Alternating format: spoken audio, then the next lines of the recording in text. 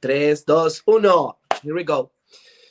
Buenos días a todos, que Dios les bendiga. Esto es Pentecostalismo para principiantes y también para críticos. Sean bienvenidos esta mañana. Estamos muy felices de poder llegar y procurar serles de bendición.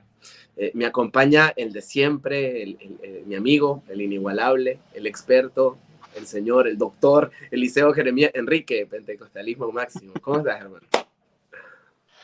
Amén, amigo, amén. Muchísimas gracias. Y Dios los bendiga a todos ahí en la audiencia que van a estar, como siempre digo, que van a estar ahora, quizás están después, quizás no se van a poner ahora a mirarlo y dentro de 4 meses se acuerdan, o quizás en una de esas están entrando a YouTube y ven aquí ya esta clase, esta sesión grabada y de repente entran y esperamos que sea de completa edificación una vez más para su vida, porque ese es el propósito de estas sesiones, servir de edificación y para que ustedes puedan ver el pentecostalismo de otra manera, de la verdadera. Amén, amén. Ahora, reiterando lo de siempre, que el propósito de esto es primeramente instructivo, en cierto modo divulgativo. Aquí se divulga, como bien menciona la palabra, mucha información, se dan muchas fuentes y la idea es que el que no conoce el pentecostalismo, sea o no pentecostal, pues se introduzca en esto. Un empujón para que usted vaya y consulte su fe, conozca su fe pentecostal. Y también para los que son críticos, para los que suelen lanzar argumentos que no son, tengan aquí una respuesta adecuada, equilibrada. Nada de lo que hacemos va con la intención de crear eso que llamaríamos la mala Discordia. onda, ¿no? Discordia, no. La intención total de mi hermano, lo dijimos desde el minuto 1, es la edificación. Y bueno, el tema, ¿por qué menciono eso? Porque el tema de hoy va a estar cardíaco, dicen los guatemaltecos.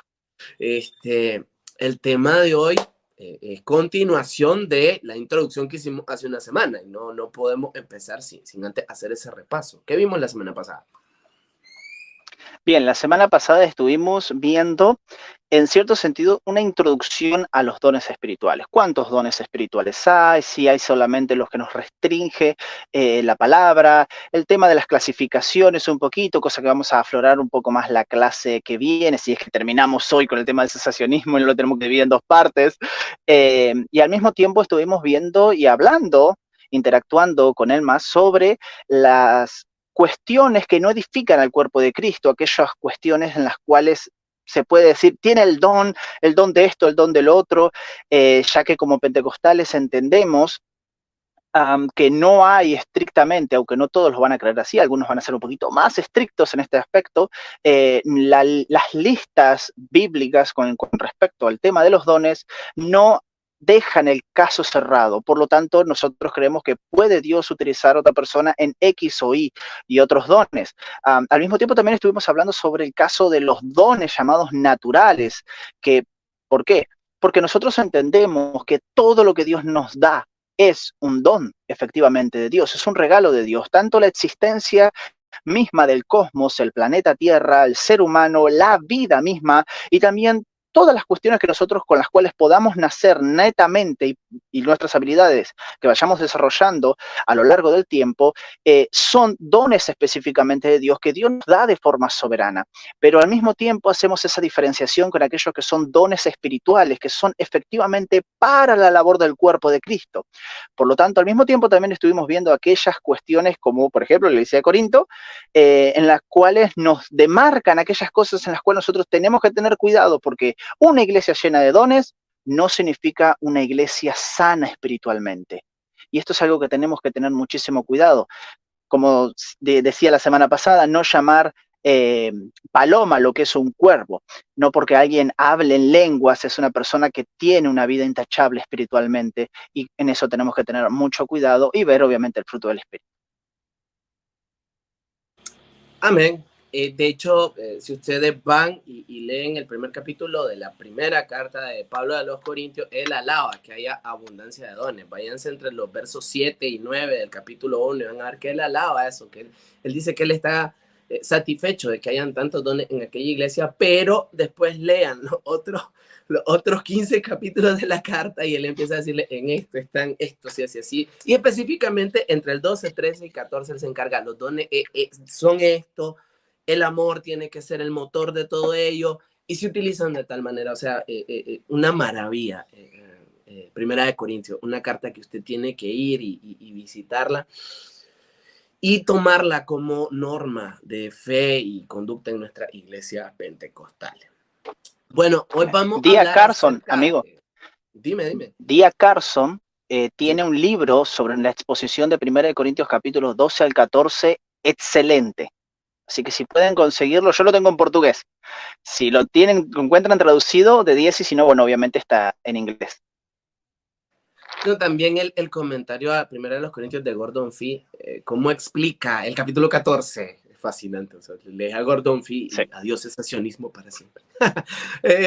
Por cierto, vamos a hablar de la acera vecina, vamos a hablar de los hermanos que están en el otro cuarto, están en la misma casa, pero están en otro cuarto de la gran casa que es la iglesia del Señor. Así que vamos a tratarlo de hacer con respeto, vamos a tratar de evitar la falacia que muchos se dan en las redes sociales.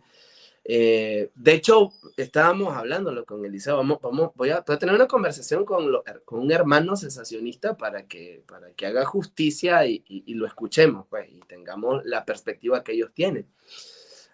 Pero vamos a hablar desde el pentecostalismo respecto al cesacionismo. Es decir, hay un término que se llama oxímoron. Un oxímoron es una contradicción, es algo que no se puede juntar. Es como decir un pentecostal cesacionista. Eso no existe, eso no se puede. Eso es casi una blasfemia. Eso no puede ser.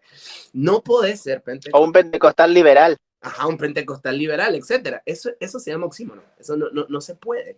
Igual como creo que un reformado continuista tampoco se puede, aunque en Brasil están inventando el ¿cómo se llama? El pente reformado. Sí, pente reformado. De Walter McAllister. Sí, yo creo que también es un oxímoron, pero bueno, cuestión de podríamos hacer un vivo de eso, ¿eh? Que he visto un vivo que hicieron unos hermanos, pero no me convenció mucho. Ya, vamos a hacerlo. Pero entonces, lo que quiero decir es, a ver, si sos pentecostal, sos continuista. Y aparte de ser continuista, cree en el bautismo del Espíritu Santo. Ya después, dentro de eso, ya hablamos de eso en las primeras sesiones, que hay diversidad de pensamiento entre la evidencia inicial y la otra postura. ¿Cómo se llamaría la otra, Eliseo? Y es que en cierto sentido sostienen cierta evidencia, porque llaman evidencia inicial aquella cuestión del tema del hablar en lenguas, pero aunque nieguen esa evidencia, muchas sostienen la otra evidencia que vendría a ser hablar en profecías o quizás manifestar otro don, o la esencia misma del bautismo del Espíritu Santo, que es un revestimiento de poder en la perspectiva pentecostal para predicar el evangelio. Eres bautizado en el Espíritu Santo, entonces no te puedes quedar de brazos cruzados, tienes que tener un dinamismo tremendo para predicar y hablar de Cristo, no te puedes callar. Amén. Entonces, todo pentecostal cree eso. Entonces, vamos a hacer un análisis de lo que creen otros hermanos. Yo soy fanático de las definiciones, porque las definiciones siempre me parecen el punto de partida de todo. Entonces, vamos por el principio. ¿Qué un cesacionista? ¿Por qué se le llama así? ¿Qué pensamos nosotros al respecto? Bien. Vamos a definir al cesacionismo, ¿no? Que parte de la palabra cesación, ¿no? Esta cuestión de que hay una cesación de algo. ¿A qué se está refiriendo? ¿Qué cesó? Para el cesacionista, llamémosle moderado o light, porque después están los rígidos, se parte de la perspectiva de que los dones cesaron. Ahora, ¿significa esto que todos los dones cesaron para un cesacionista? No. Y aquí está uno de los inconvenientes que yo encuentro, pero bueno, el cesacionista mayoritariamente va a entender de que lo que cesaron efectivamente son aquellos dones que podremos denominar de extraordinarios. Algunos van a denominarlo como más sobrenaturales, que podrían encajar efectivamente con el don de hablar en lenguas, don de profecía, obviamente si no está y cesó el don de lenguas, ¿para qué vamos a tener el don de interpretación? La categoría también de dones de revelación, algunos van a decir don de sabiduría, don de conocimiento, principalmente para que Dios le revele algo sobre alguna cuestión, y al mismo tiempo entre los dones de poder se va a terminar afirmando de que en esa categoría que entran, obviamente, don de sanidad, don de operación de maravillas, que esa cuestión de los milagros también cesaron. Eh, la perspectiva cesacionista va a inferir efectivamente que los dones cesaron, esos dones cesaron porque en realidad, y aquí va a haber cierta división, algunos van a optar con que lo tenían todos en las iglesias y otros, pero la gran mayoría de lo que hoy ve uno en las redes sociales mismo, es que esos dones más extraordinarios le pertenecían en realidad a los apóstoles y no al resto de la congregación, principalmente aquellos dones como milagros, sanidades, lengua, profecía. Y después, bueno, van a estar aquellos que van a decir que no, que sí también le pertenecían al resto de la iglesia primitiva. Ahora, ¿cuándo cesaron? Bien, aquí van a haber dos clases de postura. Van a estar aquellos que opinen que los dones cesaron cuando se cierra el canon. Juan escribe el último libro, suponiendo ¿no? que muchos, la mayoría entendemos que fue Juan el último que escribió un libro, que fue Apocalipsis, entonces se acabaron los dones, se cerró el canon, listo. Otros van a inferir que en realidad, como los dones le pertenecían, esos dones extraordinarios, a los apóstoles, por lo tanto, tales dones solamente desaparecen con la muerte de Juan. Juan muere, entonces ya está. Mismo ya los otros apóstoles habían empezado a morir. Pero después tenemos a los cesacionistas rígidos, aquellos que son muy poco comunes, gracias a Dios. ¿Qué pasa? Por ejemplo, ¿quién? Por ejemplo, B.B. Warfield. Él es un clásico exponente de aquel cesacionismo rígido, el que deriva hoy en día contemporáneamente en ciertos aspectos, que es muy criticado por Craig S. Kenner, es nuestro gran amigo John MacArthur. ¿Por qué? ¿A qué se refiere uno con cesacionismo rígido? Uno se refiere a la misma perspectiva, pero que en comparación al cesacionismo moderado, vamos a llamarlo, ¿no? O más clásico dentro de todo este universo, es que los cesacionistas moderados creen efectivamente que aunque los dones más extraordinarios cesaron, Dios, como es soberano, porque la mayoría de ellos son calvinistas, no significa que para ser cesacionista tenga que ser calvinista, no. Pero la mayoría va a entender efectivamente que Dios aún puede efectuar un milagro, que Dios puede usar a una persona para hablar en lenguas. Claro que generalmente no van a desacreditar la glosolalia y lo van a referir solamente hacia la xenolalia, o sea, un lenguaje, un idioma terrestre, local, humano. Pero los cesacionistas rígidos van a decir, ¿sabes qué no? Los milagros tampoco se dan. Dios no va a intervenir en la historia para operar un milagro.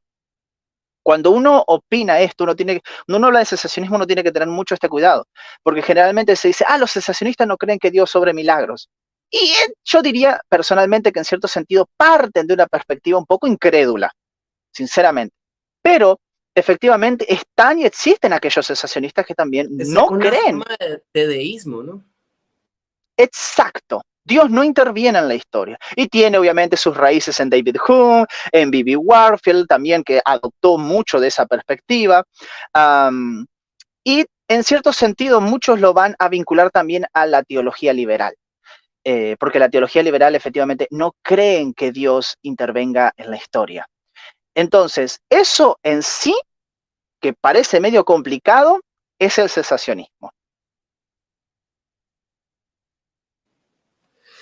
Pregunta, ¿los cesacionistas son o no son cristianos? Así, a grosso modo. Queridos amigos, queridos hermanos, los cesacionistas, lamento decirlo, son cristianos. Ellos son cristianos ortodoxos, no violan ninguna fe cardinal del cristianismo. Ellos creen en Cristo como su único salvador, creen que la salvación es por gracia, sino por obra. Nosotros tenemos que tratar a nuestros hermanos cesacionistas con respeto. Es verdad, hay muchas personas que más que cesacionistas son antipentecostales. Convivo con ellos refutándolos y tratando de dar una respuesta también con educación y todo en la página constantemente. Pero ellos son hermanos en Cristo y no da para decir no son cristianos. Es verdad, para nosotros los pentecostales es un acto en cierto sentido muy racionalista, muy iluminista la perspectiva cesacionista. Sinceramente, mismo para la gran mayoría de los estudiosos y muchos estudiosos actualmente, parte de cierta perspectiva por ahí. Pero no por eso, aunque nosotros digamos y querramos siempre estar activos con el tema de los dones como la iglesia primitiva y buscar siempre parecernos a ella en la búsqueda y en todo, no podemos por eso decir que nuestros hermanos, porque no tienen el mismo concepto sobrenatural en ciertas cosas que nosotros, son herejes o son heterodoxos o algo por el estilo. Por eso es que llamo más a la unidad, a la comprensión. Muchos cesacionistas, sinceramente, ellos no creen en los dones por malas actitudes, aberraciones que han encontrado en iglesias pseudo-pentecostales o iglesias verdaderamente pentecostales, pero que se les ha ido de la mano la cuestión de los dones y debió haber habido una corrección, abusos de poder. Hay siempre muchas veces una historia detrás, porque son los cesacionistas que pueden decir, ok, yo viví malas experiencias, pero yo no juzgo ni meto a todos en la bolsa porque he conocido un buen pentecostalismo, un buenos continuacionistas, pero no creo en los dones por X o Y perspectiva y puntos bíblicos, ¿no? Pero ellos son cristianos. Y salvos. O son lectores de Fuego Extraño, ¿no? Y no han leído la refutación de Craig S. Kenner. Ya. Ese otra, y otra, Michael L. Brown, él tiene un libro llamado Fuego Auténtico. No sé si lo has leído. No sé o Fuego Santo también, sí. No, creo que ese es otro. Él tiene un libro que se llama Fuego Auténtico, creo. Ok. ¿Cómo? Hay que leerlo. Hay que leerlo, punto. Ok. Miren, mis estimados que nos están viendo, saludos a Andrea Flores desde Panamá, nos están viendo, hermano. Ok, vean una cosa. Cuando hablamos de hermenéutica, en términos sencillos, son los métodos que utilizamos para la interpretación de texto y específicamente en este caso de interpretación bíblica. Cada tradición teológica tiene su particular hermenéutica, ¿ya? Todas interpretan la escritura, pero cada una la interpreta de manera que después se pueda sistematizar y crear el cuerpo doctrinal, el cuerpo de fe y de praxis de cada corriente, de cada tradición teológica. Entonces, a ver, hablando de la hermenéutica cesacionista, miren, en la Biblia no es que existan un texto calvinista, un texto arminiano, un texto bautista, un texto pentecostal. No, los textos son palabra de Dios y se acabó. Amén. Ya luego los seres humanos lo interpretamos de acuerdo a la escuela teológica en la que tengamos. Nadie puede escapar a ello. Nadie, hasta los que te dicen, no, yo solo la Biblia. Va a ver que al final va a encajar con alguien que ya lo pensó antes que vos, así como punto. O sea, ¿no? Es muy difícil hoy en día ya sacar algo original y si llega a salir seguramente va a ser una herejía. Pero bueno, vámonos con la hermenéutica cesacionista, por así decirlo. Vamos a hablar de los textos, entre comillas, y aclaro eso para que no se me cite fuera de lugar, entre comillas, la hermenéutica cesacionista o los textos cesacionistas que se utilizan. Vámonos con el primero. Efesios capítulo 2, versículo 20, que nos habla edificados sobre el fundamento de los apóstoles y profetas, siendo la piedra principal del ángulo Jesucristo mismo. Sin apóstoles no hay dones, ya que ellos son el fundamento. ¿Cómo respondemos a esa interpretación de ese pasaje bíblico, Efesios 2:20? Bien, debemos entender lo consiguiente. En primer lugar,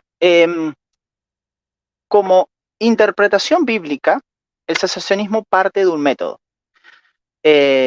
Y este método de interpretar las escrituras en el cual se llega a la conclusión, por así llamarlo, de ciertos pasajes comprendidos como un todo en el cual se dice y se afirma después enfáticamente, hay cesación.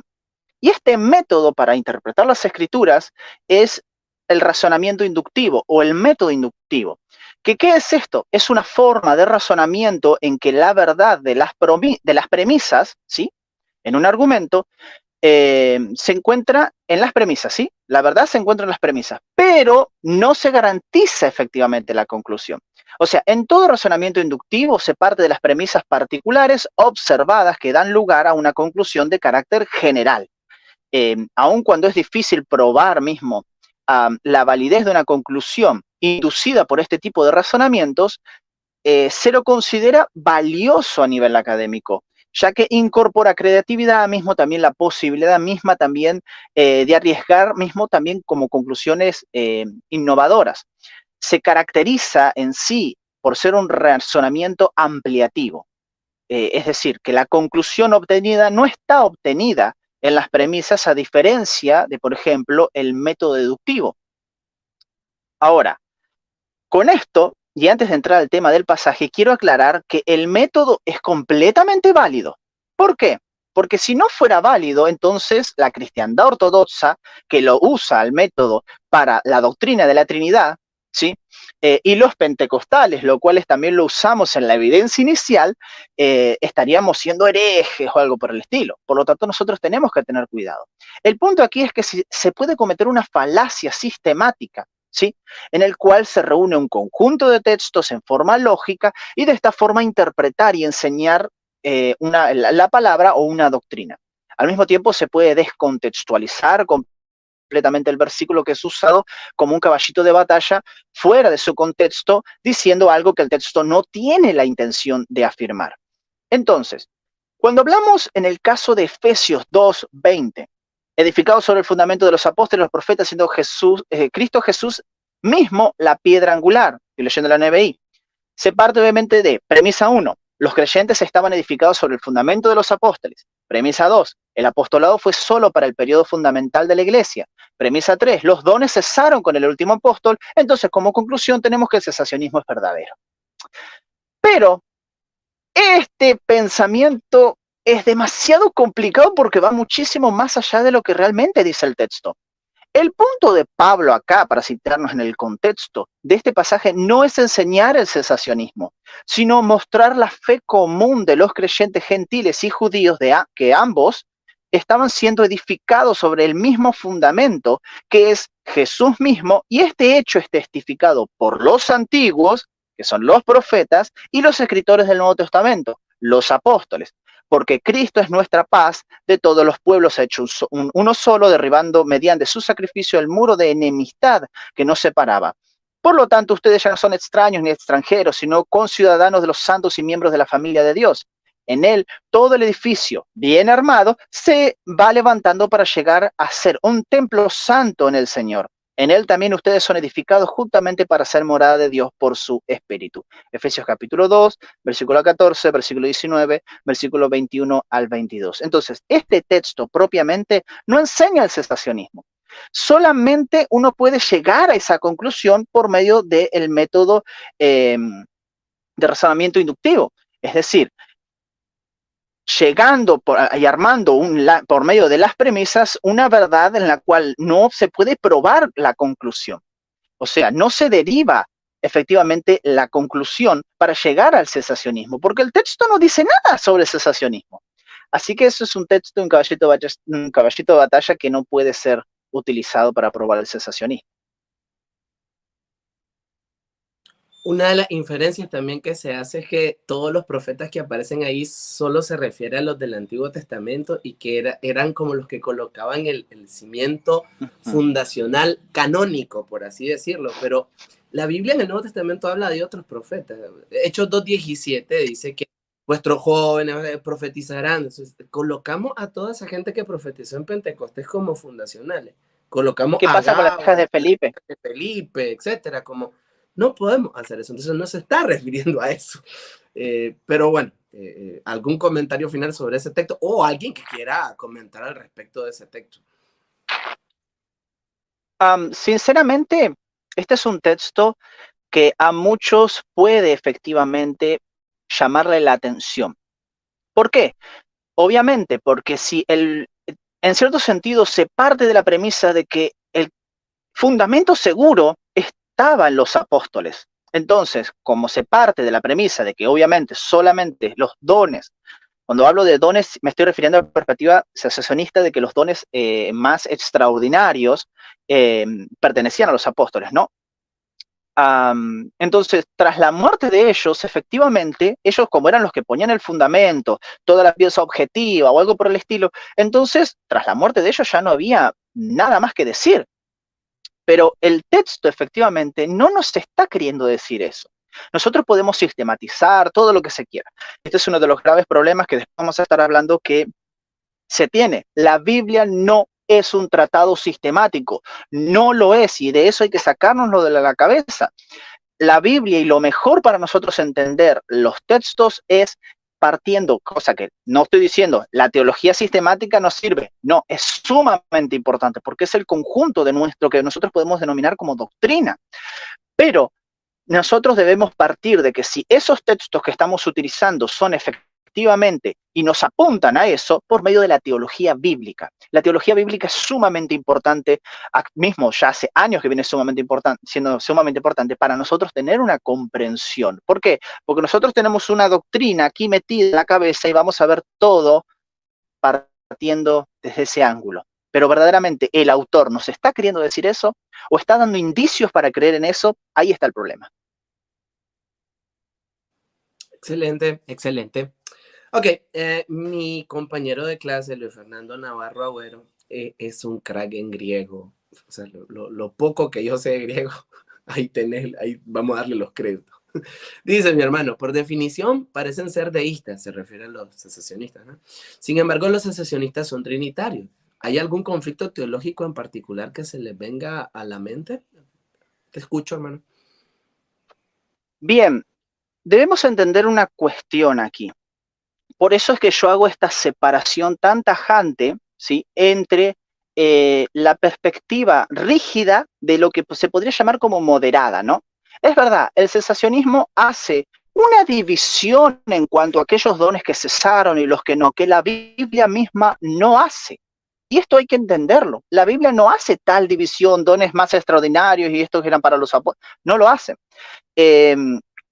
Pero el cesacionismo rígido efectivamente sí lo hace.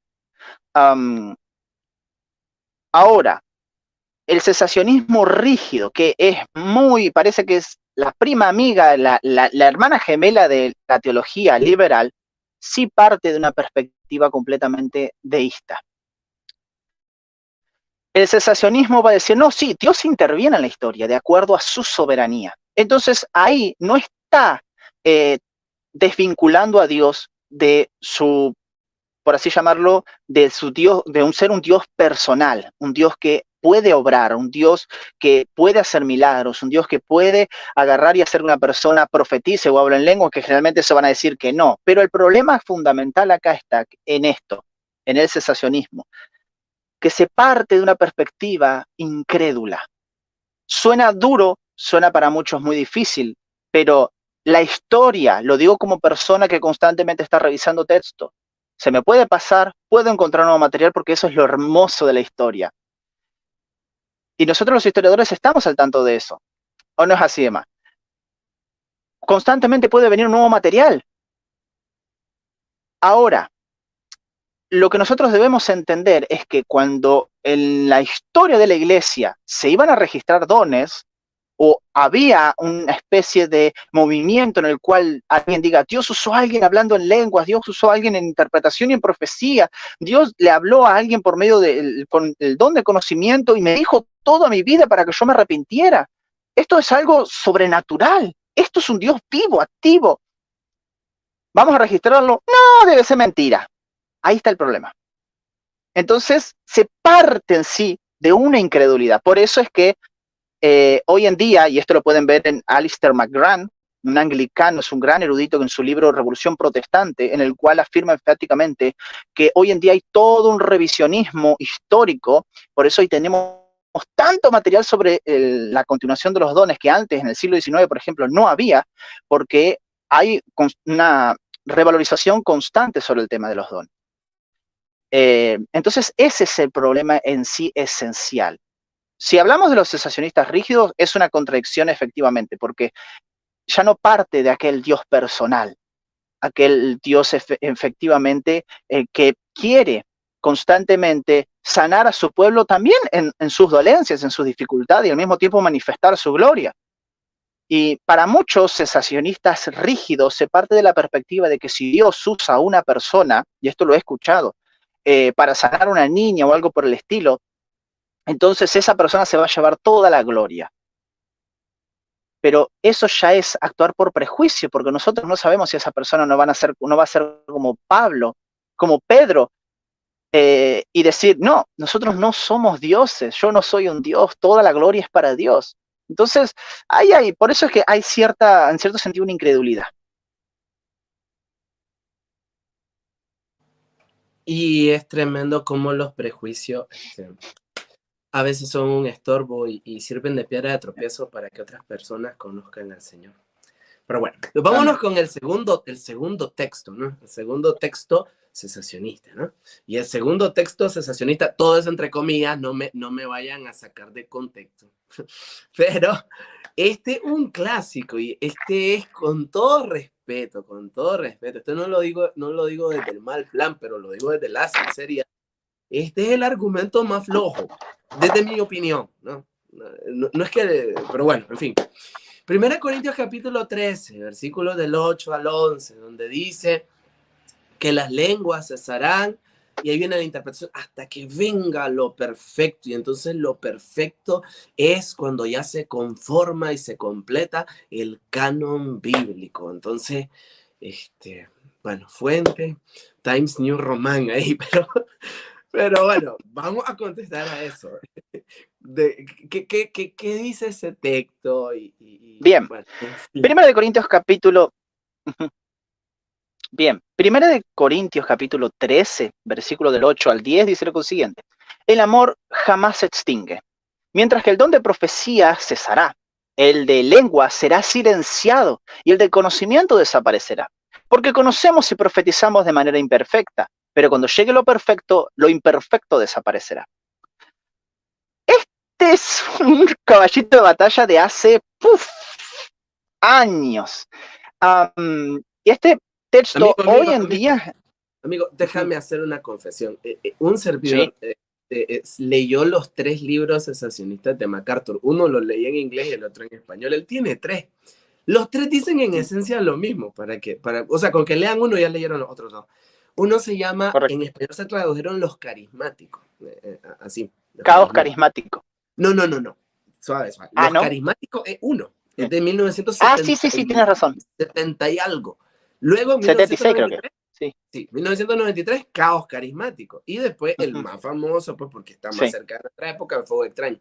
Pero, para que lo sepan, eso sí, en defensa de la verdad, por lo menos en el año 78, la introducción que hace, el primer libro que era más respetuoso. Creo que conforme se hizo mayor, este señor se hizo un poco más violento.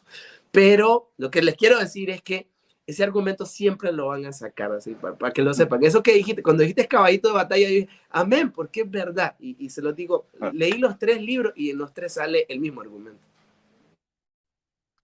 Bueno, este texto llegó hay un debate, que ustedes pueden buscarlo. Hay un continuacionista, él es un gran erudito, es biblista, es experto en griego, experto en hebreo, tiene libros hasta de demonología, es un crack y es armeniano, uno de los grandes exponentes del armenianismo en Brasil. Carlos Augustus Bailati, él estando en un debate, él efectivamente, el otro partido, no recuerdo el nombre, sacó este texto y llegó a tan indignación que el mismo que moderaba el debate, que no era en ningún momento y es conocido como un hombre bastante centrado, le dijo, hermano, ambos sabemos que ese texto ya no se usa más. Ese texto no indica cesacionismo. ¿Pero por qué? Porque literalmente los exegetas hoy en día, que son mismos cesacionistas, ya no lo usan más. ¿Por qué? Vamos a ver el por qué. Bien, Pablo admite que las profecías, las lenguas y el don de conocimiento un día van a cesar. Sí, Pablo dice que van a cesar los dones. De hecho, llegará un momento en que todos los dones espirituales van a llegar a su fin. Ahora la pregunta es, ¿cuándo va a ser esto? Yo opino, así como la gran mayoría actualmente, que van a llegar a su fin en el regreso de nuestro Señor Jesucristo. ¿Por qué? Hay tres frases que nos llevan a esta conclusión. Número uno, cuando venga lo perfecto, cuando le veamos cara a cara y cuando conoceré que soy como soy conocido. Versículo 10 y 12. Entonces, en primer lugar, el tema va a estar en la palabra perfección. Algunos van a argumentar que la palabra perfección, el versículo 10, se refiere a la madurez de la iglesia. Si se tuviera en cuenta la plena madurez de la iglesia, esta sería una interpretación aceptable. La palabra traducida como perfección aquí puede referirse a la madurez y la analogía en el verso número 11 implica mismo este término. Se dieron dones espirituales a la iglesia para llevarla a la plena madurez. Una vez que esto suceda, los dones ya no van a ser necesarios. Perfecto. Pero, y sin embargo, las escrituras enseñan claramente que la plena madurez o perfección solo se alcanzará en el momento del regreso de Cristo. Primera de Juan capítulo 3, versículos 2 y 3. Efesios capítulo 5, versículo 27. Sin embargo, si está en juego alguna forma inferior de madurez, esta interpretación se va a enfrentar con unas dificultades muy grandes, que son insuperables. Vamos a hacerle algunas preguntas, vamos a teologizar un poco. ¿Quién en la iglesia de hoy puede afirmar que contempla a Jesús cara a cara? ¿Quién puede decir con toda certeza cómo es conocido por Dios? ¿Y quién se atrevería siquiera a insinuar que la iglesia de hoy es más madura que la del primer siglo? Otros van a tratar de argumentar que la palabra perfección se refiere a la finalización del canon de las escrituras. Y esta es básicamente la gran mayoría de las interpretaciones cesacionistas de principios del siglo XIX y antes también el siglo XVIII, etc. Así, con la Biblia completa, la iglesia ya no necesita más los dones espirituales. Pero este punto de vista tiene argumentos decisivos contra sí mismo. Primero, no hay alusión en el contexto a las escrituras o a la colección de los libros sagrados. No se está refiriendo a la Biblia. No dice en ningún momento que sea la Biblia el contexto. En segundo lugar, no podemos afirmar que porque tenemos la escritura, vemos a Cristo cara a cara o que hemos alcanzado un conocimiento pleno de las cosas. Si esta teoría fuera correcta, estaríamos diciendo que Pablo vio solo un reflejo, como un espejo, pero nosotros que hoy tenemos la Biblia completa, vemos toda y cabalmente la totalidad. Y aunque hoy tenemos mismo la Biblia completa, ¿quién de nosotros podría reclamar conocimientos y experiencias espirituales superiores a las que tuvo el apóstol Pablo?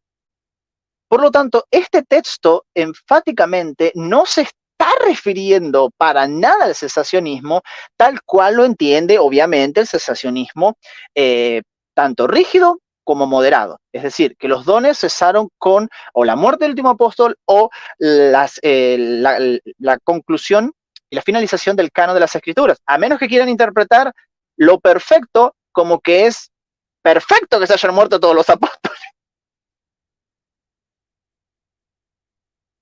Históricamente también el canon se completa entre la década del 150 160 como respuesta a un hereje que se llamaba Marción, que hizo su propia compilación de libros y excluía al Dios del Antiguo Testamento porque le parecía un Dios iracundo y vengativo, y fue en base a eso que se establece. O sea, Pablo no tiene en mente eso que pasó casi un siglo después cuando escribe 1 Corintios. Una cosa que quería aportar también, que la palabra que se traduce ahí perfecto es telos. Y si uno, o telos, no sé, creo que es telos. Telos, creo que es.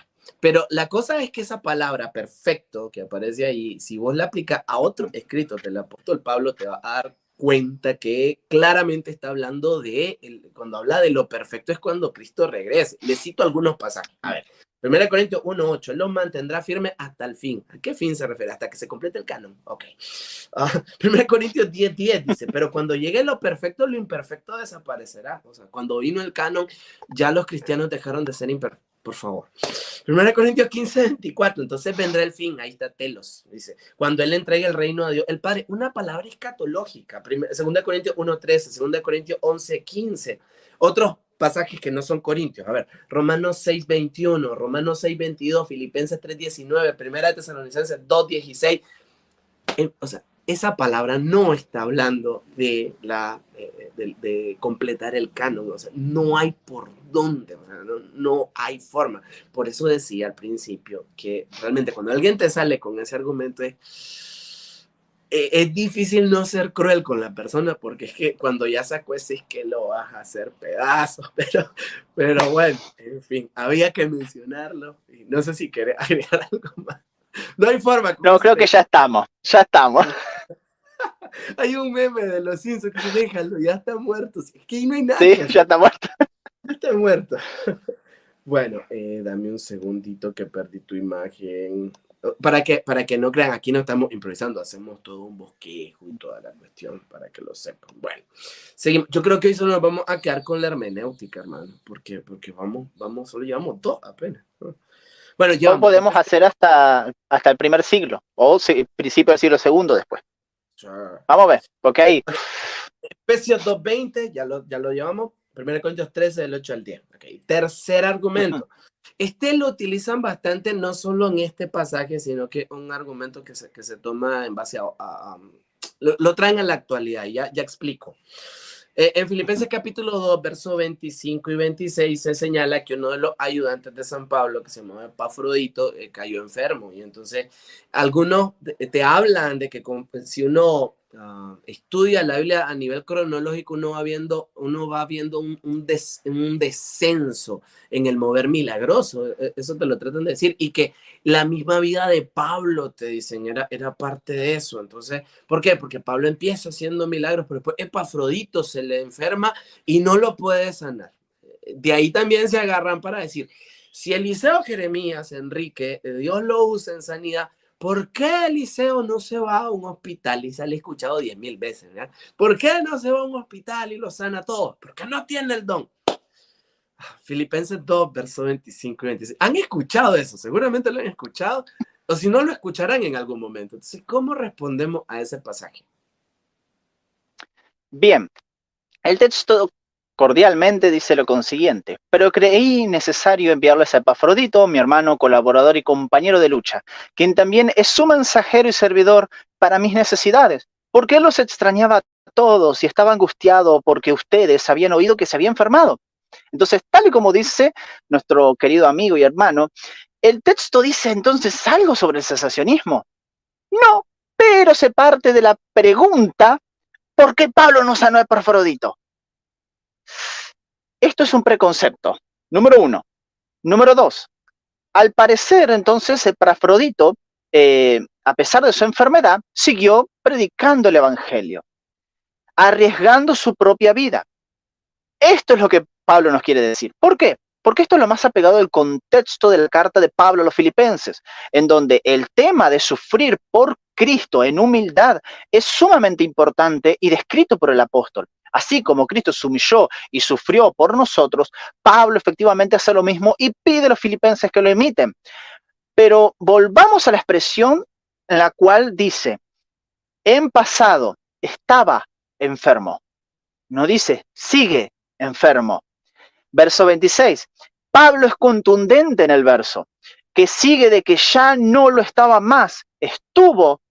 En efecto, estuvo enfermo y al borde de la muerte, dice el versículo 27, pero Dios se compadeció de él, y no solo de él, sino también de mí, para no añadir tristeza a mi tristeza. Así, de esta forma, uno puede concluir que Pablo habla como si Dios hubiera respondido una oración, un anhelo de su corazón de que operara una sanidad en la salud de su amigo Epafrodito. Bien lo dice Santiago capítulo 5, versículo 15, la oración de fe sanará, sanará al enfermo. Ahora bien, el argumento cesacionista, en base a esta pregunta que lo transmiten al día de hoy, es: si el don de curación entonces está disponible hoy, ¿por qué no salen a curar a todos los enfermos de los hospitales? Este argumento, hermanos, perdónenme mi sacada de cabeza, pero hermanos, amigos, este argumento es tan válido como si Dios existe, ¿por qué no elimina el sufrimiento del mundo? En este nivel de lógica está este argumento. ¿Por qué? Quizás suene muy ofensiva la comparación, pero los cesacionistas van a decir que efectivamente se ofende al Espíritu Santo cuando le roban la operación de sus propios dones y desacreditan el testimonio de la iglesia a través de los siglos. Diría un amigo, no es ofensa llamar a incrédulo al incrédulo, ¿no? Pero ¿por qué yo, si tengo el don de sanidad, no voy a salir al hospital y a sanar a todos los enfermos? ¿Por qué Pablo no sanó a Epafrodito y a Timoteo? A veces me pregunto si estas personas leen la Biblia. ¿Por qué? Porque eso rara vez ocurría. La gran mayoría de las veces siempre había un acto de fe, de confianza. Y Dios es el que interviene. Si no, Dios lo que está creando es a supercreyentes. Y esto no es específicamente lo que el texto dice. Voy a dar un ejemplo, que después en clases posteriores, cuando toquemos los dones de poder, vamos a expandirnos muchísimo más. Hechos capítulo 4, versículos 12 al 13. ¿Por qué les sorprende lo que ha pasado? Dice el texto. ¿Por qué nos miran como si por nuestro propio poder o voluntad hubiéramos hecho caminar a este hombre? El Dios de Abraham, de Isaac y de Jacob, el Dios de nuestros antepasados, ha glorificado a su siervo Jesús. Pedro, cuando sana al paralítico que estaba enfrente del templo, que estaba fuera del templo, lo que sucede es efectivamente esto. Todos estaban enarbolándolo diciendo, son dioses. ¿Por qué? Porque una deidad no va a dejar de tener el don o dejar de ser Dios.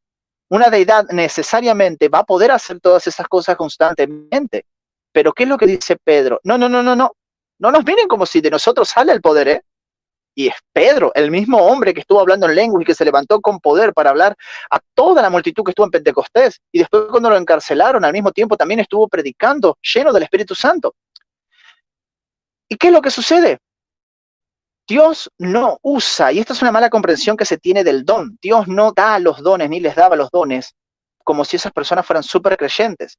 Tenemos casos en donde Dios usa a las personas sin una necesidad, la sombra de Pablo, por ejemplo, de una creencia, una oración, sí, pero generalmente suceden estas cosas así, en las cuales la fe de la persona es completamente un acto hermoso para Dios, en donde Dios decide en su soberanía poder sanar a alguien.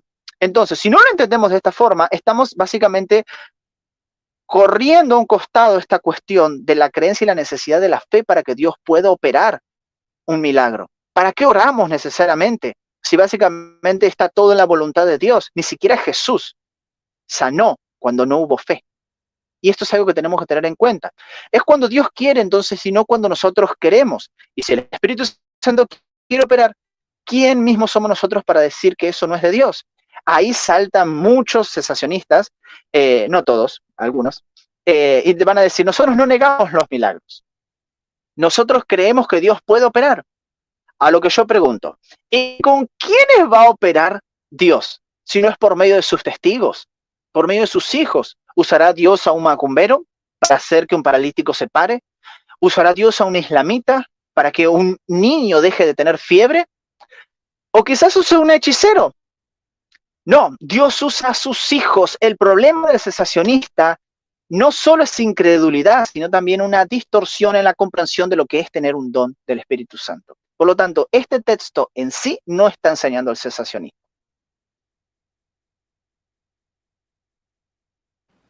Amén a eso, amén a eso. Al final, mira, yo creo que sí, hoy nos vamos a quedar solo con los textos bíblicos porque hay bastante que hablar. Pero al final... Te dije. Sí, hombre, sí, vamos a hacer varias sesiones. Pero al final, o no sé si quiere hacer una pausa, no sé si interrumpiría mucho, corregime aquí en vivo, pero ¿cuál es tu pensamiento respecto a los continuacionistas moderados? Porque al mismo tiempo serían cesacionistas moderados, si están a mitad del camino son las dos cosas, ¿no? ¿Cuál es? ¿O lo dejamos al final? O sea, ¿seguimos aquí o...? No, te puedo responder okay, si quieres, y después seguimos. Mi opinión es que el cesacionista moderado, en cierto sentido, es una persona cautelosa. Es una persona que no quiere llamar, como digo siempre, una paloma lo que es un cuervo. Y en cierto sentido, es bueno que se parta de la perspectiva del cuidado, del observar esto es o no es de Dios. Hay hoy en día una creencia de ciertos pentecostales en los cuales yo personalmente no estoy de acuerdo. Quizás es porque mi trasfondo me ha llevado a eso o algo por el estilo. Pero yo no crecí en una iglesia pentecostal en donde cualquier manifestación del Espíritu se le acuñara a Dios. Sinceramente, cuando alguien empezaba a hablar en profecía en mi ex iglesia, digo mi ex iglesia, a Asamblea de Dios, porque en la que estoy ahora todavía soy bastante nuevo, por así decirlo, entonces no he entrado bien de lleno todavía para poder opinar bien, pero gracias a Dios estoy en una hermosa iglesia, la Unión de las Asambleas de Dios, de Avance Cristiano en Temperley, aquí en Argentina, Buenos Aires. Le hago la propaganda ya que estoy. Pero en mi ex iglesia, a pesar de que yo no estoy más en ella, siempre había un cuidado. Cuando alguien hablaba en profecía, todos quedaban mudos, observando. Muchos abrían la Biblia. Un cuidado. Otros, lo primero que te dicen es, bueno, pero no están todas las manifestaciones del Espíritu Santo en la Biblia. Entonces, está el don de conocimiento. Bueno, pero si Dios no te da el don de conocimiento, tenés tu palabra. Es su palabra. Yo creo que el cesacionista moderado, el continuacionista moderado, es una persona que en cierto sentido cree, porque él cree que los dones continúan, pero tiene cierta moderación con ciertas quizás prácticas, quizás énfasis. El tema aquí yo me referiría a lo consiguiente, el continuacionista moderado es una persona efectivamente que no está a favor con la continuación de los dones, yo creo que sí. Entonces, más bien que existir un continuacionista moderado, yo creo que debería existir un continuacionista bíblico, un continuacionista serio, que se fije bien en lo que se va a hacer, porque con esa perspectiva que yo mismo tengo, para muchos continuacionistas yo sería un continuacionista moderado, porque no creo que cualquier experiencia pueda ser del espíritu. Gutiérrez Fernández Siqueira sería un continuacionista moderado para muchos, en comparación con una pregunta que él mismo le hizo a Crane S. Kenner. Crane S. Kenner cree que las personas que caen al suelo porque el Espíritu Santo desciende de forma muy poderosa, pueden ser de Dios. Gutiérrez Fernández Siqueira no está de acuerdo. Eliseu Rodríguez en Brasil tampoco. Ciro Sánchez Sibordi tampoco está de acuerdo. Y ellos son continuacionistas pentecostales. Entonces, ahí está el punto, creo yo. Una persona, más bien yo denominaría el continuacionista moderado una persona que tiene cuidado, moderación para no llamar cualquier cosa del espíritu. Amén, amén, amén. Bueno, excelente. Encajó bien la pregunta en este punto. Nos quedan dos versículos a analizar. Están bastante relacionados. De hecho, todos son parte del mismo engranaje. Un argumento te lleva al otro. Pero a ver, 2 Corintios 12:12 menciona lo que conocen los hermanos cesacionistas como las señales de un apóstol. Entonces, claro, al no haber más apóstoles, entonces evidentemente las señales que acompañaban a un apóstol, ahora no sé si querés hablar, en Asambleas de Dios se hace una distinción en 3 categorías de apóstoles, ¿no? No sé si lo querés mencionar eso, pero pues el punto es que aquí, al no haber más apóstoles de Jesucristo, y ellos tenían estas señales que lo seguían, no más apóstoles, muere Juan en la década 90 del primer siglo, entonces no hay más señales ni prodigios milagrosos. Te cedo la palabra. Muy bien. En primer lugar, vamos a algo. En las Asambleas de Dios se tiene esta perspectiva de que el apostolado mayoritariamente cesó, ¿sí? O sea, pertenecía simplemente a los apóstoles. Sin embargo, hay muchas Asambleas de Dios que parten de la perspectiva de que hay aún así apóstoles, no de la misma talla que los apóstoles. Y esto hay que entenderlo. Por eso es que a mí muchas veces no me gusta la palabra llamar a alguien apóstol, ¿sí? ¿Por qué? Porque un apóstol es alguien enviado.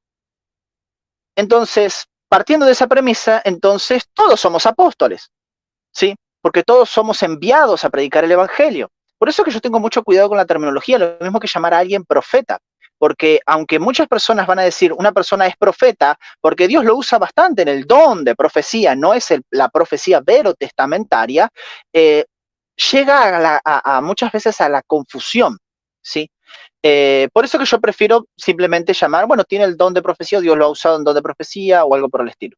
Pero mayoritariamente las iglesias, por ejemplo, de Norteamérica, en su confesión de fe, están en contra de la continuación del apostolado. Las iglesias de Brasil están en contra del apostolado. Aquí, la Unión de las Asambleas de Dios tienen una disputa interna en cuanto a ello. Pero como bien dije, no es lo mismo ni lo catalogan de la misma forma que los apóstoles del primer siglo. Entonces, 1 Corintios capítulo 12, versículo 12 dice, entre vosotros operaron las señales de un verdadero apóstol con toda perseverancia, por medio de señales, prodigios y milagros. Basados en el siguiente texto, podemos argumentar lo siguiente. Número 1, otros que no eran apóstoles o sus compañeros íntimos no tenían esos dones y señales milagrosas. Premisa número 2, los milagros cesaron cuando los apóstoles y sus asociados íntimos murieron. Premisa 3, ya no se deben esperar más dones de milagros hoy. Vamos al contexto. Pablo habla de las señales de un verdadero apóstol en 2 Corintios capítulo 12, versículo 12. Pero no está intentando demostrar que él es un apóstol a distinción de otros cristianos que no eran apóstoles. No. Más bien está tratando de probar que él es un verdadero representante de Cristo, un apóstol, a distinción de aquellos que se disfrazan de apóstoles. Capítulo 11, versículo 13.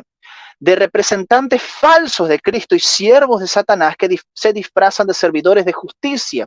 Dice el capítulo 11, versículo 14 al 15. El contraste entonces no era entre apóstoles que realizaban milagros y creyentes ordinarios que no podían realizarlos, sino entre apóstoles cristianos genuinos por medio de los cuales el Espíritu Santo obraba, impositores que no eran cristianos y se decían apóstoles a través de los cuales el Espíritu Santo no obraba nada.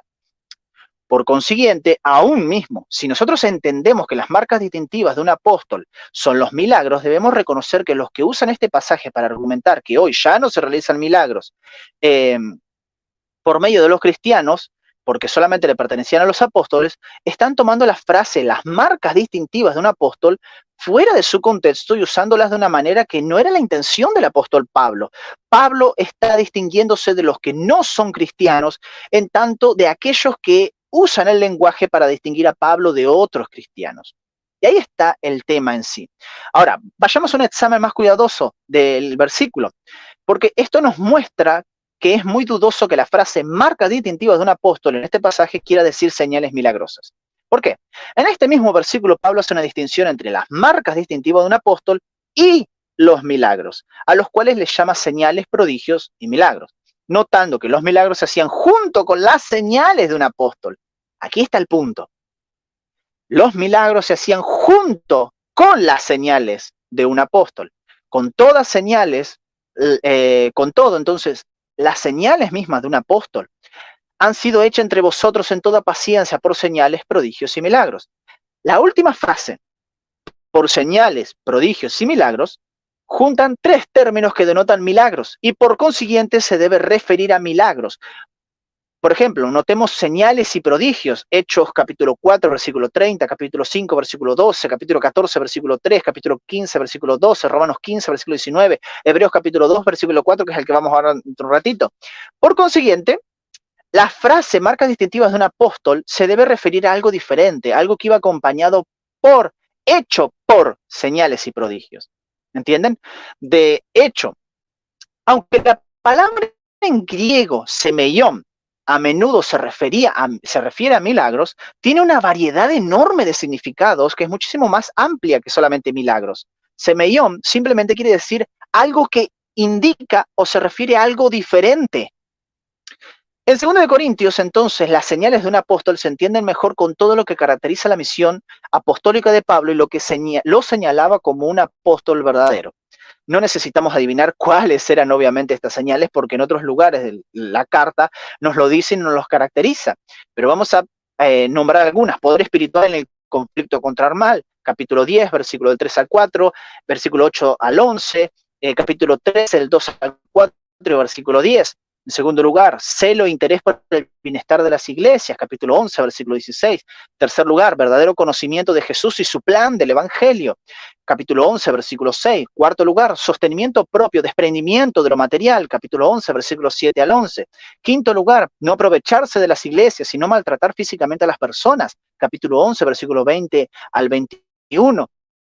Soportar, en sexto lugar, el sufrimiento y la adversidad por Cristo, capítulo versículo 23 al 29. Capítulo 7, haber sido arrebatado o trasladado al cielo, capítulo 12, versículo del 1 al 6. En octavo lugar, contentamiento y fe para soportar una espina mismo en el cuerpo, una aflicción, capítulo 12, versículo 7 al 9. Y finalmente, obtener fuerza en la debilidad, capítulo 12, versículo 10. El primer asunto podría haber incluido milagros, ¿sí? Pero ciertamente este no es el enfoque primordial de su referencia a marcas distintivas de un apóstol. Otra evidencia de que las señales de un apóstol en este capítulo fueron todas estas cosas, y no solamente los milagros, es el hecho de que Pablo les dice: las señales de apóstol han sido hechas entre vosotros en toda paciencia, dice la Reina Valera 1960. Ahora bien, tendría escaso sentido decir que los milagros se realizan en toda paciencia, porque muchos milagros sucedieron de forma inmediata.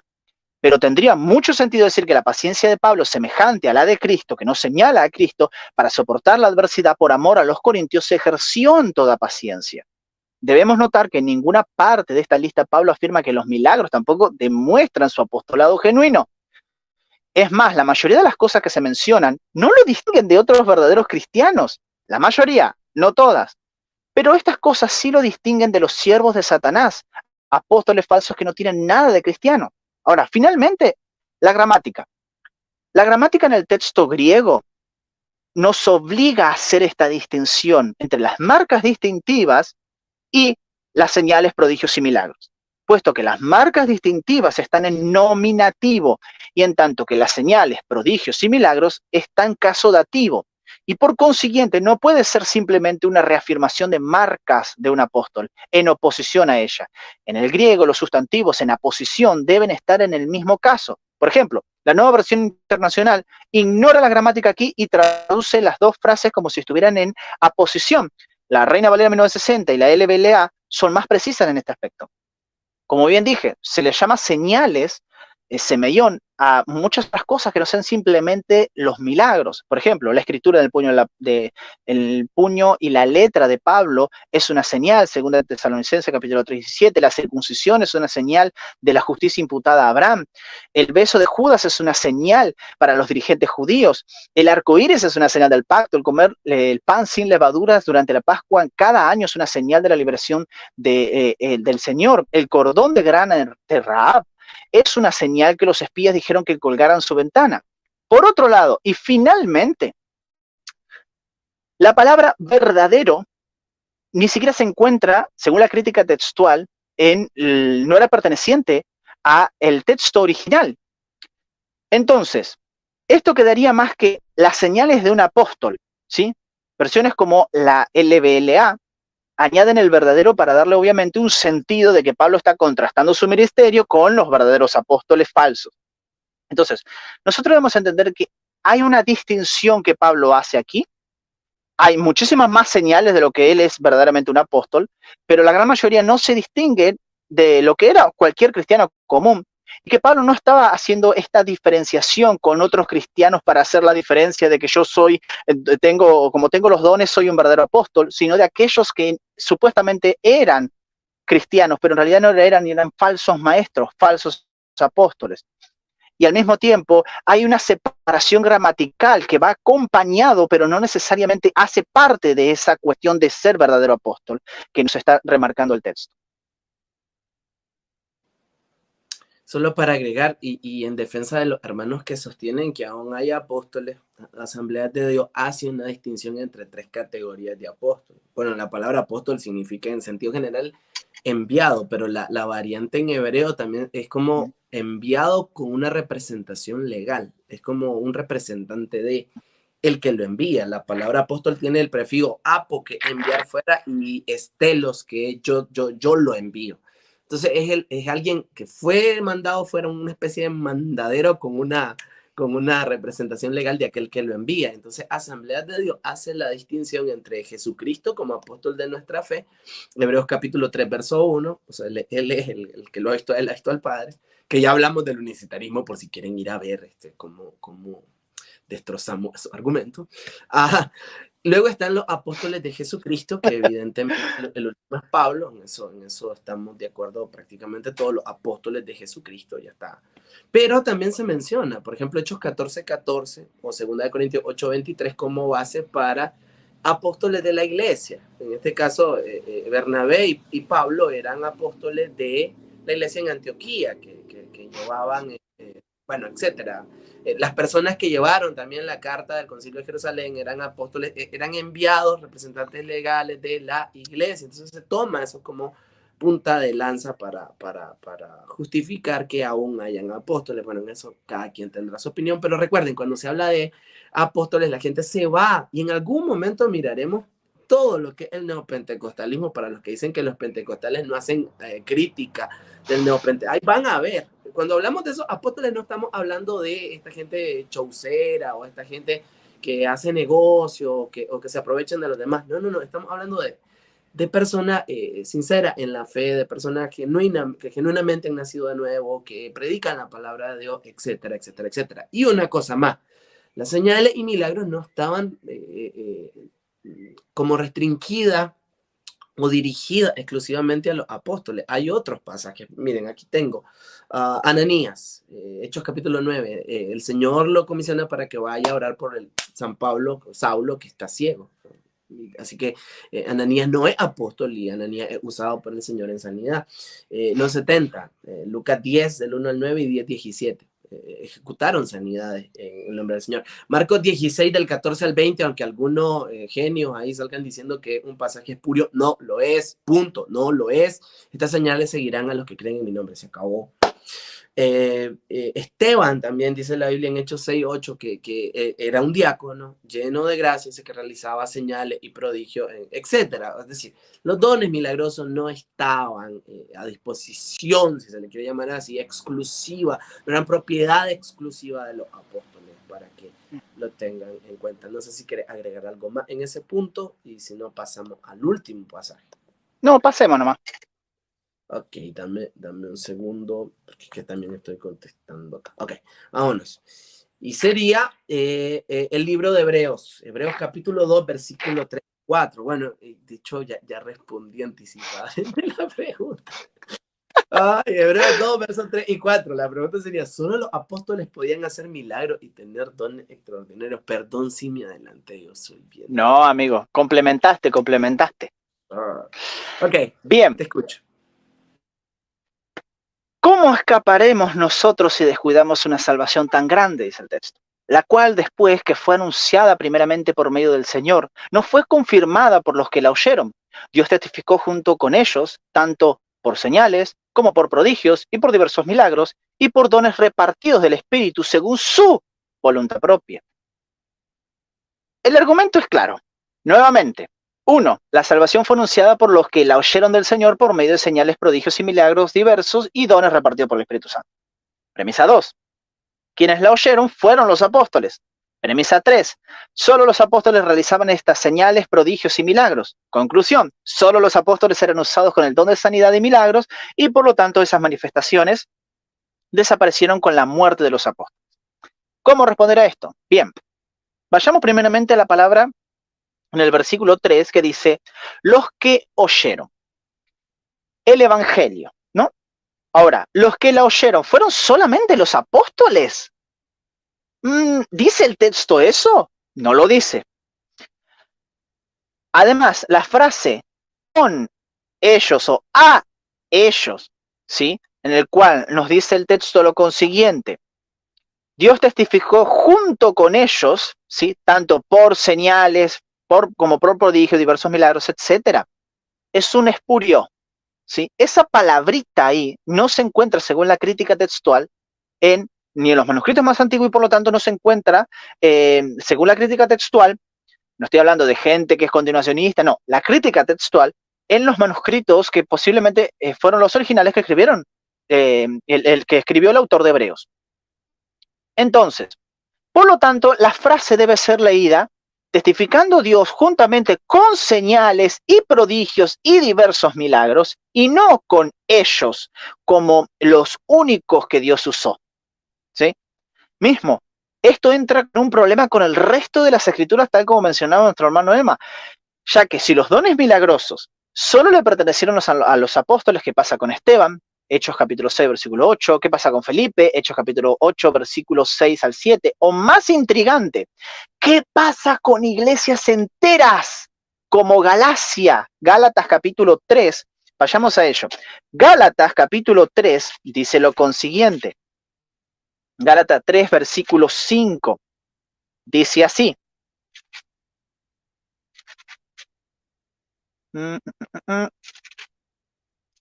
Aquí está. Gálatas 3:5, leo de la Reina Valera. Aunque pues que os suministra el Espíritu y hace maravillas entre todos vosotros, ¿lo hace por las obras de la ley o por el oír con fe? Esta palabra maravillas se repite constantemente en Hechos de los Apóstoles, en el cual aparece 9 veces en Hechos de los Apóstoles y 16 veces en todo el Nuevo Testamento para referirse a milagros. Y eso es algo muy importante. Un ejemplo, varones israelitas, dice Hechos capítulo 2. Oíd estas palabras, Jesús Nazareno, varón aprobado por Dios entre vosotros, con maravillas, prodigios y señales que Dios hizo entre vosotros por medio de él, como vosotros mismos sabéis. En Galacia se confirmaba mismo el evangelio por milagros, por maravillas que el Espíritu Santo hacía. Y Pablo se estaba refiriendo a ellos, no se estaba refiriendo a él. Otro ejemplo, la iglesia de Corinto. Cuando uno va a la iglesia misma de Corinto, uno se encuentra con una cuestión que es imposible de negar.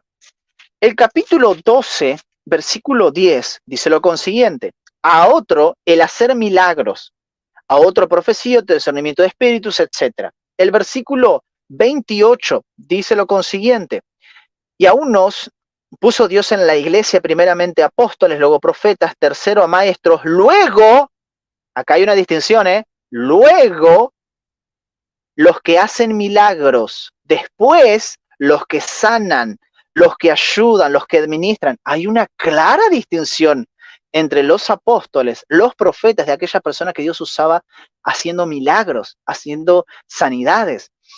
Entonces, cuando se habla entonces en este aspecto, hay una distinción.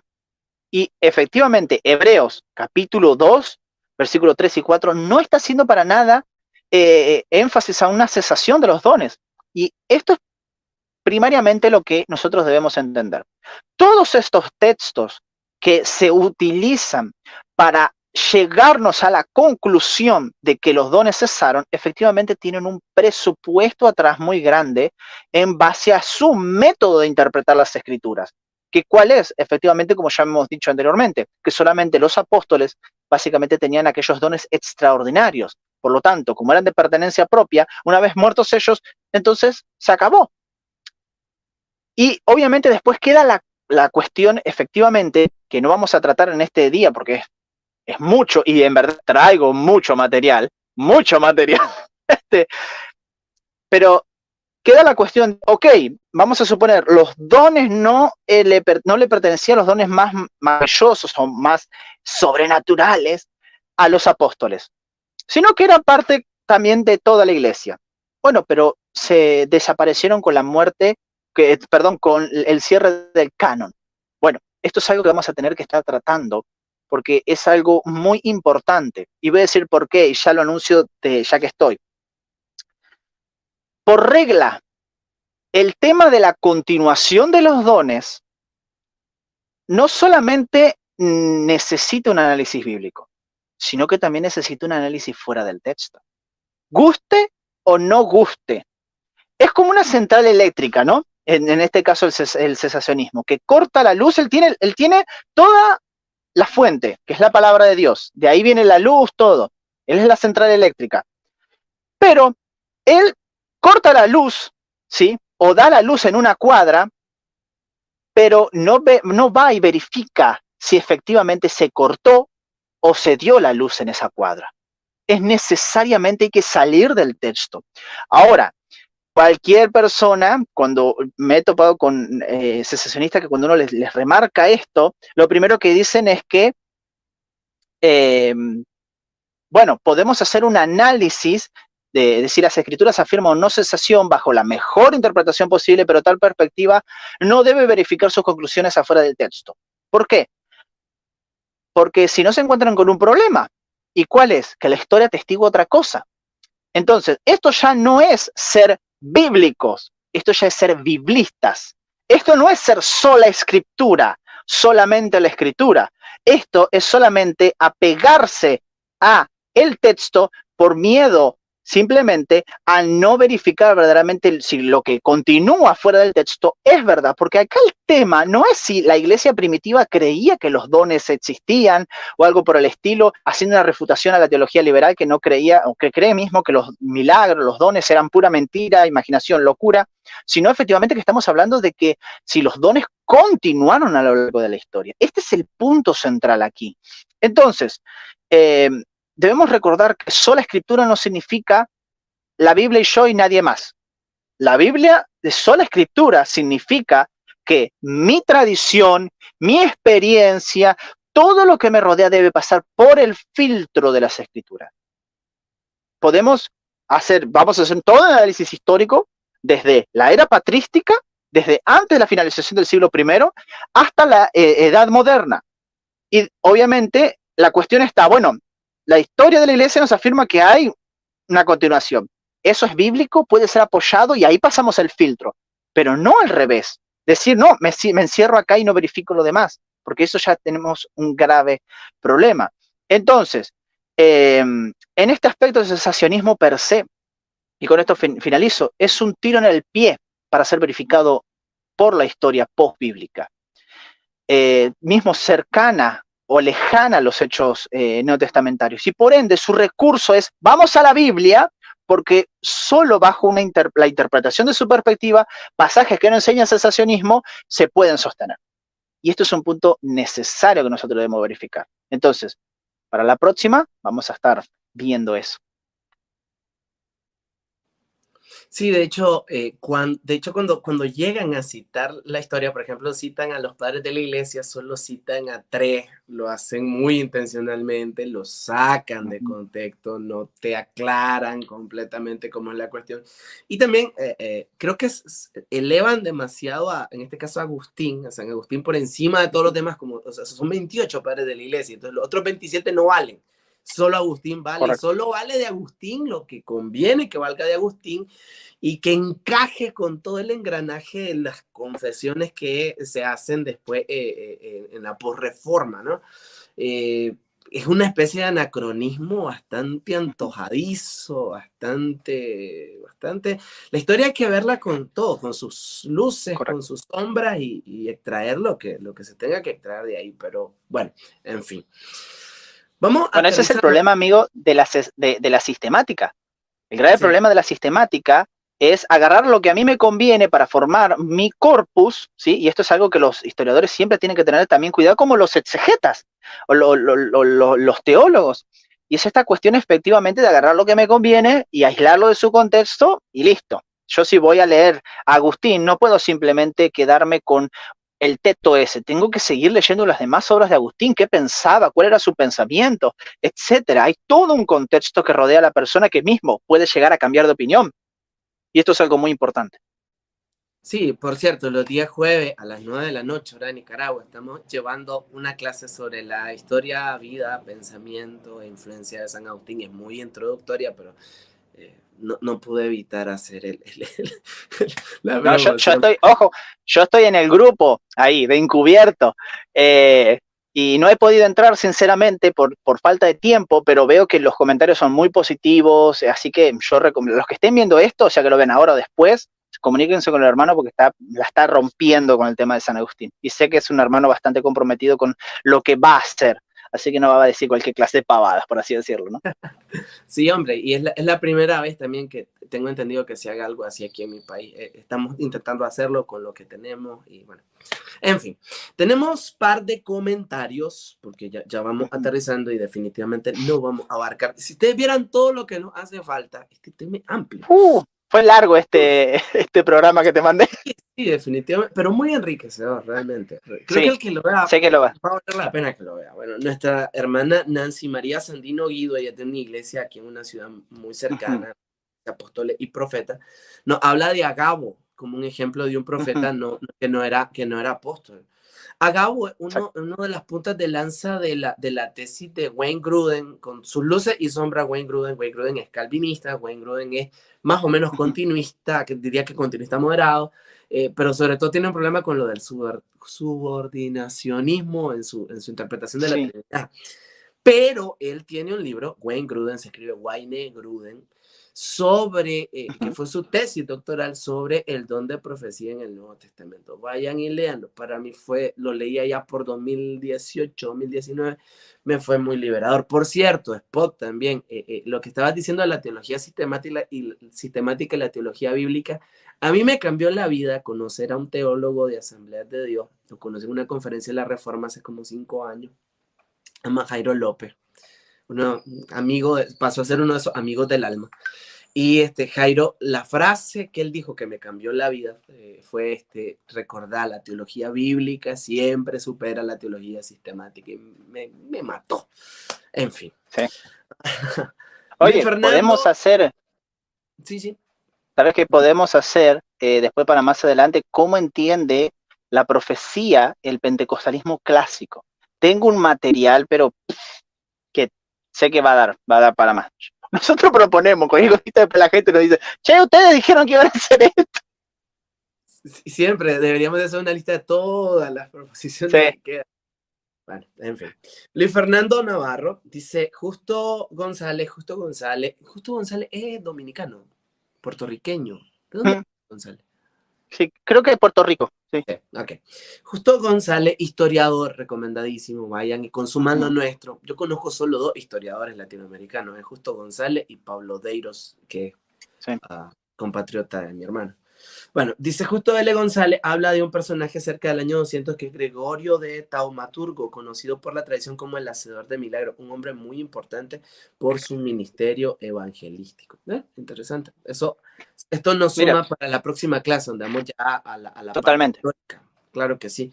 En la parte histórica siempre se agarran de Montano para desacreditar, Montano el primer pentecostal, Montano, bueno, en fin. Mm, No se pierdan la próxima clase. Miren, ahorita tenemos un sí. par de minutos para si van a comentar algo, háganlo ahora. O bueno, después va a quedar ya como historia. Hasta podemos hacer una clase del montanismo. ¿Por qué no? Todo bienvenido. Otro más que entra ya a la lista de espera. Sí. Pero, Eliseo, yo soy un Ujú, sensacionista rígido. ujú, eh, y yo vengo y escucho todo esto y quedo picado, por así decirlo, quedo ujú. inquieto para ir y analizar y salir de la burbuja en la que he estado metido. Y aunque sea por curiosidad, yo quiero ir a ver qué piensan seriamente los que son continuistas. A lo mejor yo vengo de un trasfondo donde tengo mala experiencia. Vos hablabas de que tuviste la dicha de estar en una iglesia pentecostal sana. No es la experiencia de la mayoría, lamentablemente. Y por eso se van al otro extremo, porque entonces vienen personas citando un montón de versículos, algunas cosas las interpretan muy bien, entonces uno dice, bueno, caray, esto es lo que necesito, de aquí soy. Entonces, ¿cuáles serían tus palabras para animar a alguien que vea, oye, no sabía que había refutación para estos textos, no sabía que habían personas que pensaban seriamente en el continuacionismo? ¿Cuáles serían tus palabras para ello? Y mientras tanto, si alguien quiere comentar, hágalo ahora porque ya vamos cerrando. Bien, mis palabras serían las consiguientes. Nuevamente me remito también al tema del el antipentecostalismo, ¿no? Me remito al hecho de, en primer lugar, hacer la famosa Descartes, ¿no? El filósofo Descartes, René Descartes, también conocido como Descartes, él buscando obtener un método en el cual poder estar seguro de una verdad en sí, él afirma, me voy a despojar de todo lo que yo creía como verdadero, ¿sí? Y voy a dudar, voy a dudar.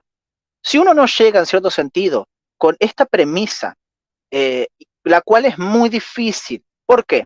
Porque muchas veces nosotros no somos conscientes de hasta qué punto nuestra comprensión teológica, tal y como lo dices,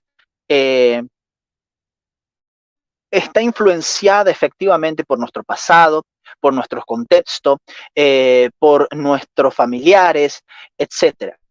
Y eso muchas veces implica y tiene consecuencias muy grandes. ¿Por qué?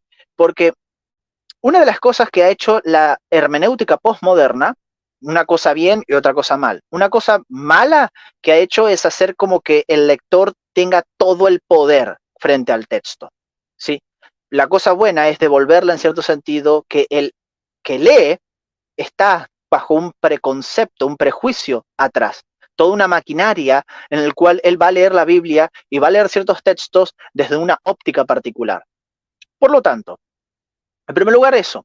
Uno tiene que deshacerse en cierto sentido de los sesgos, tal como lo afirmabas, y decir, ok, voy a empezar a tratar esto de forma seria. Por otro lado, el hecho de que hayan accidentes de autos no significa que tengamos que prohibir los automóviles.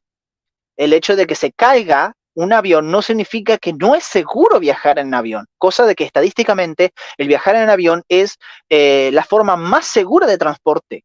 Es la forma más segura para transportar, pero está a miles de kilómetros de distancia.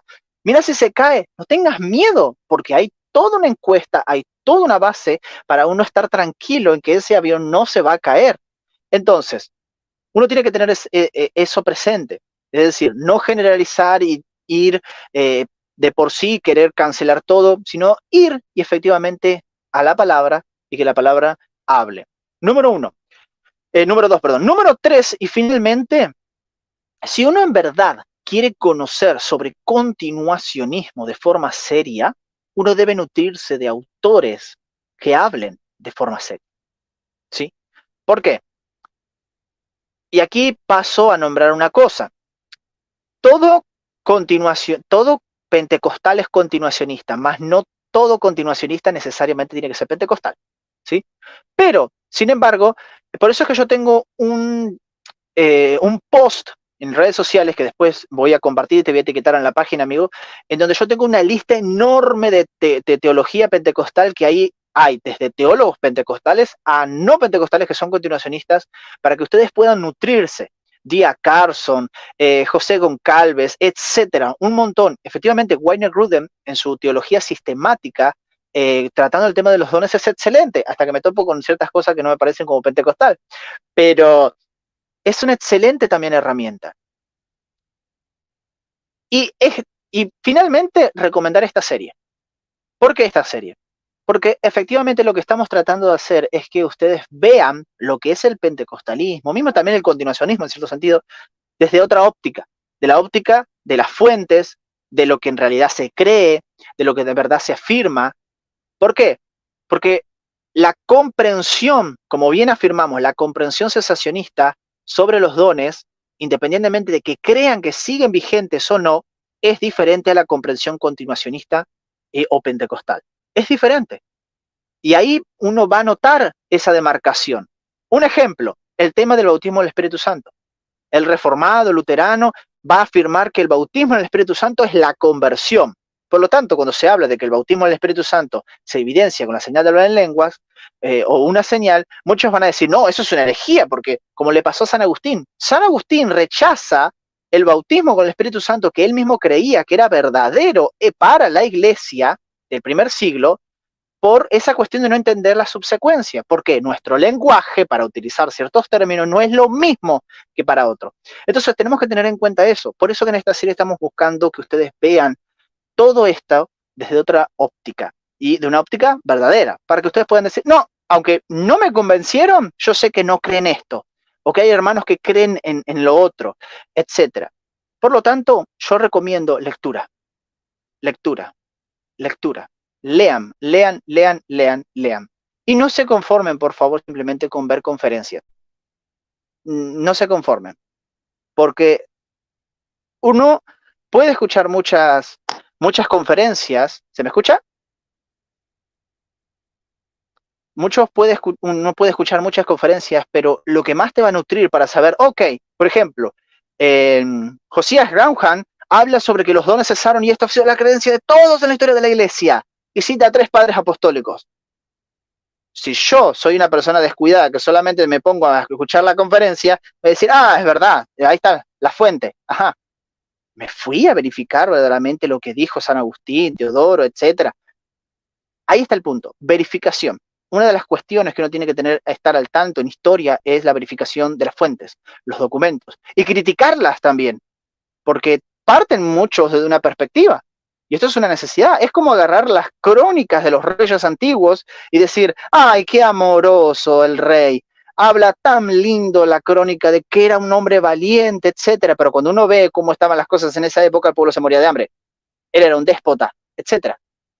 Tener una mirada crítica también. Entonces, estas son mis recomendaciones. Lectura, lectura, fuera preconcepto y a darle para adelante, sea que te vuelvas o no, que creas que los dones continúan o que tengas una perspectiva diferente del pentecostalismo, que lo tengas de una perspectiva seria, equilibrada. Y eso es fundamental. Y diría yo que no hay nadie que un cristiano sincero que no se someta a ser analizado. Es decir, si mi trabajo es honesto, es más, no es tanto si mi trabajo es honesto, más allá, por el hecho de ser cristiano, yo nunca voy a estar cerrado a que lo que estoy enseñando pase bajo un escrutinio bíblico, histórico, etcétera, etcétera, etcétera. Entonces, lo que le invitamos a hacer es, vengan y conozcan el pentecostalismo. Después, estén de acuerdo o no estén de acuerdo, pero vengan y conózcanlo. Aquí está en la fuente si quieren visitarla, etcétera. Yo quisiera terminar con una frase del señor Craig S. Kenner. Por cierto, ahorita está enfermo el hermano, por si quieren orar Sí, por él. pobre. Hay que orar por él. El hermano, solo un libro he leído de él, que se llama La Biblia en su contexto. Es el único que he leído de él. Pero ¿Lo único? para los que no lo conocen, él es uno de los eruditos que estaba en Ashbury, en la cuestión esta del avivamiento del mes de febrero pasado. Pero, y de los más grandes del Nuevo Testamento. Sí. Deberíamos de hacer un día, por lo menos una vez al mes, recomendar teólogo pentecostal y analizar la obra de un teólogo. Mira, sí, hay mil ideas. En fin. Pero Craig S. Kenner tiene un artículo donde refuta el famoso librito Fuego Extraño del señor John MacArthur. Lo despedaza realmente. Pero bueno, la cosa es que Kenner dice, el modelo del Nuevo Testamento para los creyentes no es rechazar todo don milagroso, sino discernir lo que está bien de lo que está mal. O sea, en última instancia, a eso le llamamos. Recuerden lo que dice la Escritura, examínenlo todo, retengan lo bueno y absténganse de toda clase de mal. Entonces, esa es nuestra invitación. Para la próxima semana que tenemos, Eliseo. La próxima semana tenemos, vamos a estar hablando efectivamente sobre si los dones continuaron. Si los dones continuaron, necesariamente tenemos que tener registro de que los dones continuaron. Esperemos que Dios nos lo permita, como mínimo, tratar el tema de la patrística, ¿sí? Que si tratamos el tema del fines del siglo I hasta el principio de la Edad Media, vamos a estar súper bien. Y si no, bueno, quizás también le metemos un poquito la Edad Media, pero la idea es cubrir desde finales del siglo I, ¿sí? Hasta que ahí vamos a romper con el mito de que, es que en el siglo I ya no habían dones. Tenemos textos ni siquiera no bíblicos que afirman la continuación de los dones. Y la idea es llegar hasta la Edad Moderna. ¿Por qué? Porque está esta perspectiva de que se murieron los dones o accesaron los dones en el siglo I y, pucha, apareció el pentecostalismo y revivieron. ¿Por qué? Porque se parte de una perspectiva historiográfica que es muy conocida también como la lluvia tardía, que muchos pentecostales la sostenían. ¿Y cuál era esta? Los dones verdaderamente cesaron y Dios estaba restaurando los dones. ¿Pero por qué pensaban esto muchos pentecostales? Porque la literatura y la perspectiva en aquella época de muchos era esta. ¿Por qué? Porque no había más registros, porque cuando Dios lo usaba a alguien, no se registraba. Por eso el tema del revisionismo. Pero ahora ya no existe más eso. Así que gracias a Dios podemos decir, la iglesia a lo largo de la historia creía que los dones continuaron totalmente. Y un spoiler, cesaron los dones durante el tiempo de la Reforma. Es posible encontrar a un reformado hablando en lengua. No se lo pierdan. Y mismo vamos a estar tratando enfáticamente el tema de por qué es que en la Reforma se creía que los dones habían cesado. Y también al mismo tiempo ver algunas cuestiones sobre si ellos mismos sostenían lo que afirmaban y por qué. Y esto es algo muy interesante que vamos a estar trayendo, que va a ser buenísimo. Claro que sí. Ok, hermano, te agradezco. Gracias por tu tiempo, No, gracias por por tu favor. esfuerzo, por documentarte, gracias por bendecir mi país. Hay mucha gente en mi Amén, país que mira esto y le está haciendo de mucha ayuda. Así que yo estoy amén, amén. Esa es la agradecido, idea. hermano. Que Dios te bendiga muchísimo. Y Igualmente. gracias a todos los que nos vieron en vivo y los que lo van a ver después. Que te sea bendición, comentarios, sugerencias, amenazas. Todo lo que usted quiera ahí, dispárelo ahí en los comentarios. Ujú. Dele un like, compártaselo a alguien y todo lo demás que sí dicen todos los demás creadores de contenido. Síganos apoyando, oren por nosotros, porque pues, lo hacemos con muy buena intención. Dios conoce nuestros corazones. Amén. Bueno, que Dios les bendiga y hasta la próxima semana.